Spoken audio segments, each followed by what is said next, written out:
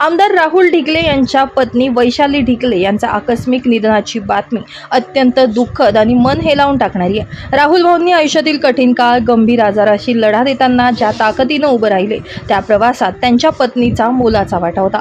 प्रत्येक संकटात खंबीरपणे साथ देत एक भक्कम आधार बनून त्यांनी कुटुंबाला आणि राहुल ढिकले यांना उभं करण्याचं महत्त्वाचं कार्य केलं।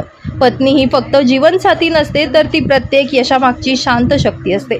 राहुल भाऊंच्या आयुष्यात त्यांनी निभावलेली भूमिका ही अतुलनीय आणि प्रेरणादायी होती। आज त्यांच्या जाण्यानं निर्माण झालेली पोकळी कधीही भरून न निघणारी आहे। ईश्वर त्यांच्या आत्म्यास चिरशांती देवो आणि राहुल भाऊ व त्यांच्या कुटुंबियांना या दुःखातून सावरण्याची ताकद देवो हीच ईश्वरचरणी प्रार्थना।